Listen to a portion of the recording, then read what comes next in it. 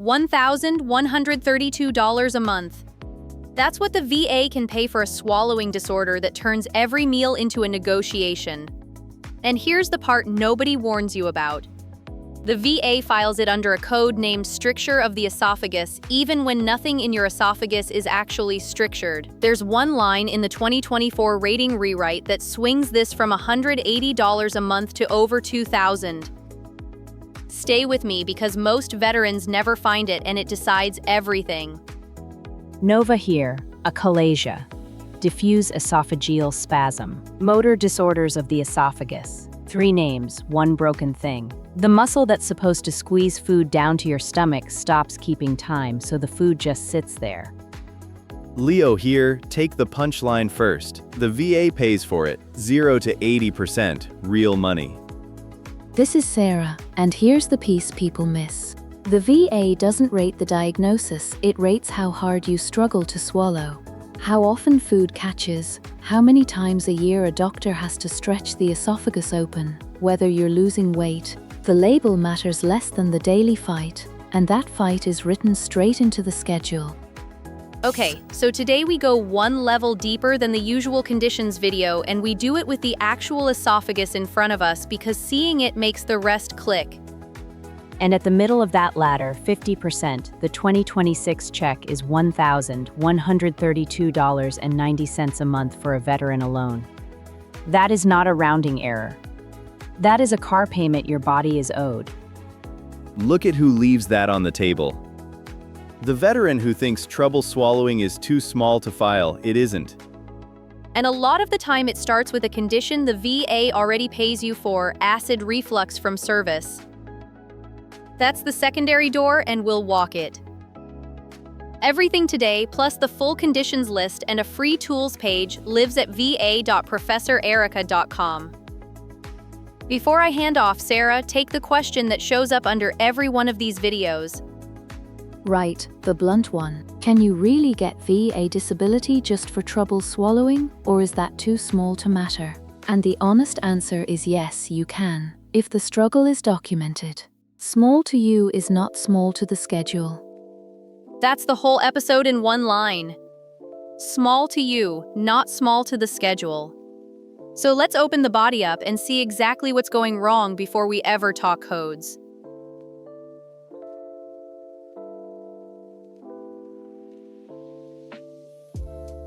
Here's the reframe that makes the whole rating make sense. Your esophagus is not a pipe, it's a timing machine. A wave of muscle is supposed to fire top to bottom and hand your food off to the stomach, on beat, every single time. I play bass on weekends, so this is the analogy I can't help. A motility disorder is a dropped beat. All the notes are there, they just arrive late, or all at once, and the song falls apart. That's swallowing, when the timing breaks. Bass metaphors aside, name the 2 big ones. Achalasia first. Almost. In achalasia, the valve at the bottom, the one that's supposed to open and let food into the stomach, simply won't relax. So food and liquid pool above it, and the esophagus slowly stretches out over the years. And the other one, diffuse spasm? Diffuse esophageal spasm is the opposite chaos. The muscle fires out of order, hard and uncoordinated, so instead of a smooth wave you get a fist closing in your chest right in the middle of a meal. Yeah, and people describe the fallout the same way over and over. Food stops halfway down, a pill lodges, then it comes back up minutes later, undigested. So picture the worst version. You order a steak, and 3 bites in it just parks in your chest for 20 minutes. It gets grimmer than a steak. For some folks, a plain sip of water won't go down. Forget the ribeye, a Tuesday glass of water becomes a genuine event. Careful, you two. The VA rates the measured version, not your scariest dinner, and there's a real number under the drama. Severe untreated achalasia can genuinely cause aspiration and real weight loss. And that's 80% territory, but only when it's documented, not just described. Fair point taken. So how do you turn the dinner story into the measured version? 2 tests and write these down. A barium swallow, where you drink a contrast liquid and they film it moving, which shows the classic narrowing achalasia leaves behind. And manometry, a thin sensor that measures the actual pressure of each contraction. Those 2 turn a story into evidence a rater can score. Same picture, over and over in every case file I have ever pulled.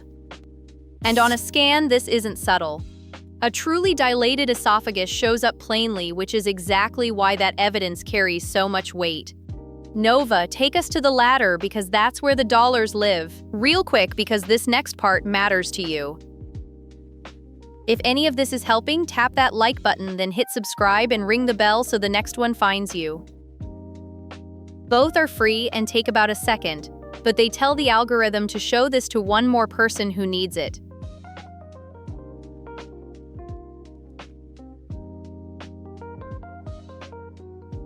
The quiet trick in the whole system is this. A motility disorder, achalasia or spasm, has its own diagnostic code, 7204. But that code contains one instruction. Rate it as esophagus, stricture of code 7203. Run that back. So your swallowing disorder borrows the stricture ladder even if nothing's strictured? Exactly that. And this list lives inside the VA's rating schedule, the official rulebook that hands every condition a code and a percentage. Nothing here is opinion, it's the schedule. And the 2024 rewrite made that ladder blessedly concrete. The old rules leaned on vague words. Now each rung is a fact a rater can check. Let me walk it, bottom to top, because the jumps are where the money hides. 10% is the bottom rung. You take a daily medication to keep swallowing manageable, but otherwise it's quiet. 30% is the next step up, a recurring stricture or motility problem that needs the esophagus stretched open, dilated, no more than twice a year. 50% is where I'd stop people. Dilated 3 or more times in a year, or dilations using steroids at least once a year, or a stent placed to hold it open. That's a serious recurring problem, and it pays like one. And I'll be honest, I walked in assuming the real checks needed a feeding tube. I was wrong. The 50% rung is a clinic visit a few times a year, not a hospital bed. That reframes who should be filing. 80% is the top, and it's the hardest and the heaviest. Recurrent or refractory stricture causing dysphagia with at least one of aspiration, undernutrition, or substantial weight loss, treated with surgery or a feeding tube. That's the tier that recognizes a swallow that is genuinely failing. So the thing that surprised me most was that there's no 60 and no 100 on this ladder, it skips. that too, actually, but what got me was the 30% rung. 2 dilations a year is a genuinely common story, and that's already $552 a month people never claim. Let's turn one of these rungs into a real paycheck.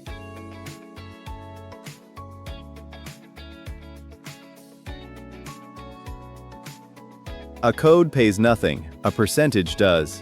Let's put a real person on the ladder and watch the dollars move, in this year's numbers.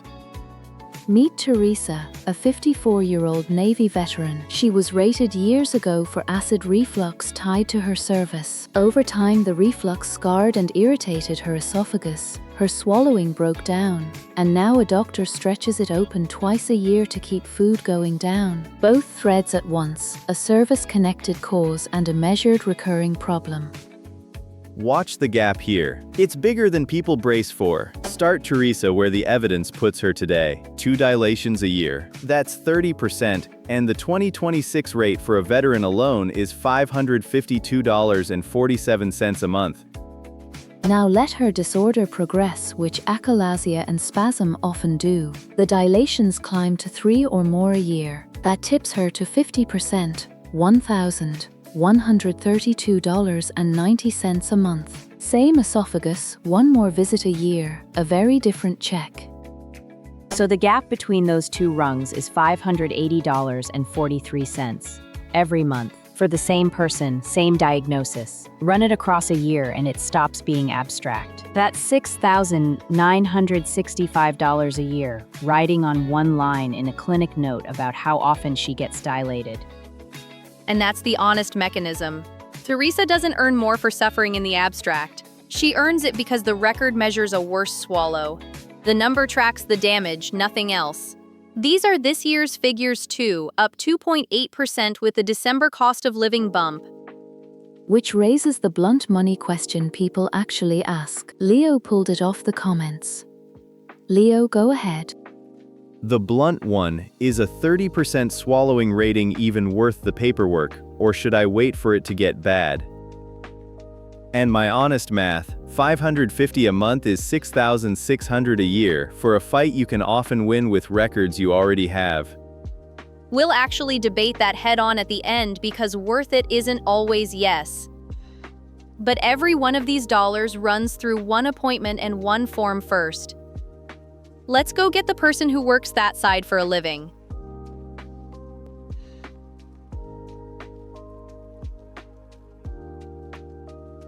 Every dollar we just walked runs through one appointment, the compensation and pension exam. Get it wrong and a real swallowing problem reads on paper as nothing. And the hinge is the nexus. That's the doctor's sentence linking your motility disorder to your service, or to a condition the VA already rates. Question for the room though, does a swallowing disorder even need a combat story to connect? Wrong instinct, and it's a common one. It does not need a dramatic origin. The cleanest path is often secondary. If the VA already pays you for acid reflux from service, and that reflux drove your esophagus into a motility disorder, the regulation 38 CFR 3.310 connects it for you. The cause is already service-connected, so the result rides along. This is exactly the kind of thing you want from someone who works these claims cold. Let's get her on the line. Happy to jump in, and Sarah named the hinge already. On a swallowing claim, I want 3 things in the file: a diagnosis of the motility disorder, the objective test behind it, a barium swallow or manometry, and 1 clean sentence from a clinician saying the disorder is at least as likely as not connected to your service or your service-connected reflux. And that standard matters more than people realize. At least as likely as not means 50-50 is enough. You do not have to prove it beyond doubt, you tip it to even, and the benefit of the doubt goes to you. That's written into the rules 38 CFR 3.102. Wait, back pay. How far back does it actually reach? Your effective date is generally the day the VA received your claim. The regulation 3.400 says the date of the claim or the date entitlement arose, whichever is later. So file the day you're ready, not the day it finally gets unbearable. The clock starts when you file, which is exactly why waiting quietly costs money. And this is where it physically goes.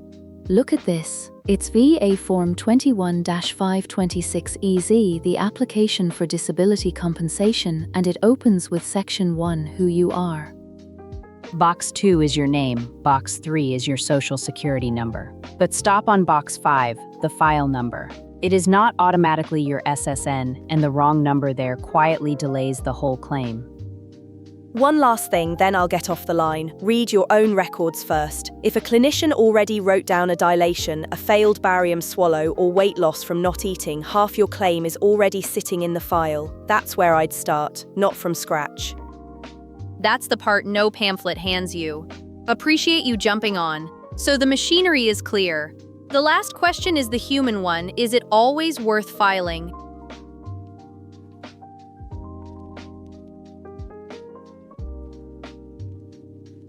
Here's the fork we owe you.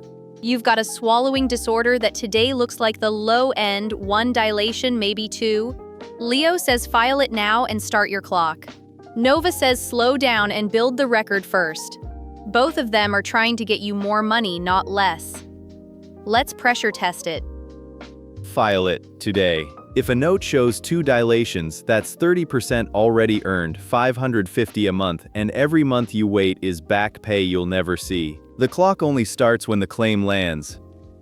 My worry though, file at 30 with a thin record and the exam can lock you low, and now you're fighting uphill for the 50 you actually qualify for. What does a rushed claim cost you if the manometry isn't in the file yet? Nova, put a line on it. When is the record too thin to file? When your only proof is your own account. No manometry, no barium swallow, no dilation on record. That's the danger zone. Get one objective test first, and the whole claim changes character. But the effective date still rewards filing early even if the rating climbs later. True, and that's your strongest card. If you file now and the 50% evidence lands later, an increase can reach back toward your original date. So maybe it isn't file now versus wait. It's file now and get the manometry scheduled the same week. Leo, does that dent your always file now? It sharpens it. File now to start the clock. Book the objective test the same week so the rating catches up to the date. I'll take Nova's version. It's better than mine. So here's where the panel lands, and the regulations back it. File as soon as a swallowing disorder is documented, because 38 CFR 3.400 ties your back pay to that filing date. If it's likely secondary to a rating you already hold, like service-connected reflux, file with confidence. That link is half built under 3.310. And if all you have is a scary story and no test yet, get the manometry or barium swallow first, then file. That's the honest verdict, so the verdict stands. File the day it's documented, lock in the secondary link if you already get paid for reflux, and never call a failing swallow too small. Small to you is not small to the schedule. Let's bring it home.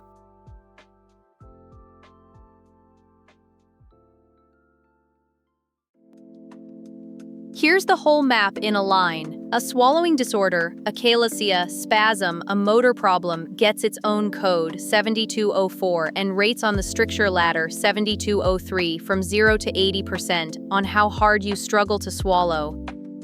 The number I'm keeping is the gap. 2 dilations a year versus 3 is $580 a month, almost $7,000 a year, on the same diagnosis. Underfiling is expensive. And mine is the standard, at least as likely as not. 50-50 is enough, and secondary to service-connected reflux is the door most veterans walk right past. Your move tonight: pull your own records and hunt for 3 words: dilation, manometry, or weight loss. If a doctor already wrote one down, half your claim is built and you just haven't filed it. Next time we stay on the conditions list, and here's the hook.